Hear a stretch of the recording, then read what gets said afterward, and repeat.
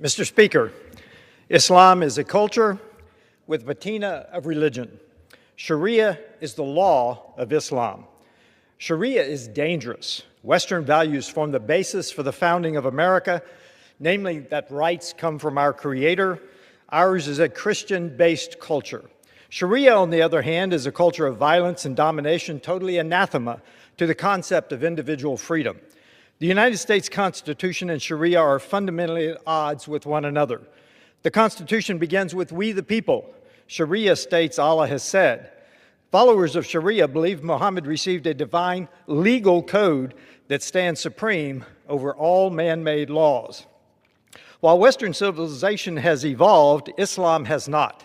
Islam is stuck in the 8th century, and if they succeed at imposing their beliefs upon us, we will be dragged back into the Dark Ages.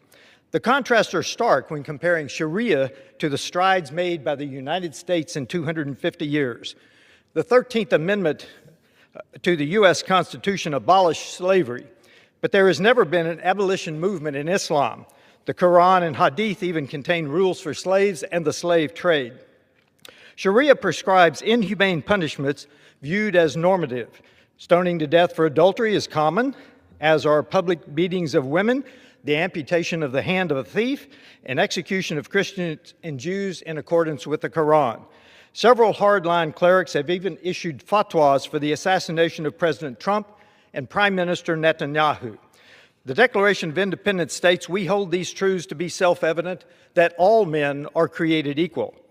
Not so in Islam. According to Shariah, the testimony of a non-Muslim is not valid against a Muslim in a court of law. A woman's testimony is equal to 1/2 of that of a man. Non-Muslims living in majority Islamic societies are second-class citizens with few rights and little protection under the law. The 6th Amendment speaks of an impartial jury, but the testimony of a non-Muslim is deemed inadmissible. So in an Islamic Sharia court, the only testimony allowed is that of a Muslim, hardly fair and impartial. Sharia prohibits marriage between a Muslim woman and a non-Muslim man.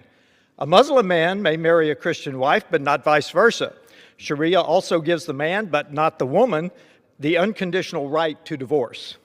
Freedom of religion is in our First Amendment, but freedom of religion in Sharia means one is permitted to embrace Islam, but one is never free to leave Islam. Abandoning Sharia is an apostasy punishable by death. Freedom of speech in America extends to expression not only of verbal communication, but in art, writing, the media, and action. Certain forms of expression are forbidden by Sharia. Non-Muslims and moderate Muslims who openly criticize Islam, Muhammad, or the Quran face severe punishment. Remember Salman Rushdie, who was stabbed under a fatwa just for writing about Muhammad. America was founded on a basic concept of freedom of the individual, self-governing under the rule of law. John Adams said, "Our Constitution was made only for a moral and religious people. It is wholly inadequate to the government of any other." We are witnessing the reality of Adams' wisdom in the clash of cultures as outsiders stream into our country without assimilating. A prominent Muslim attorney argued in the U.S. court, "Islam is Sharia, Sharia is Islam.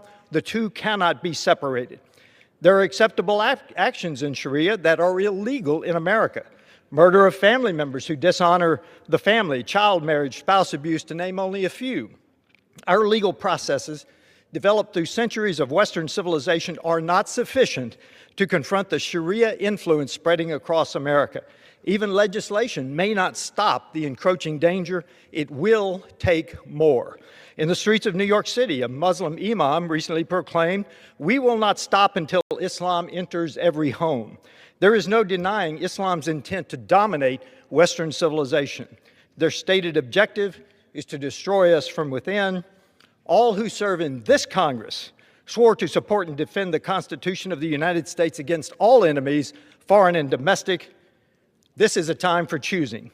Either we defeat the Sharia advances in America, or government of the people, by the people, and for the people may indeed perish from the earth. I yield back.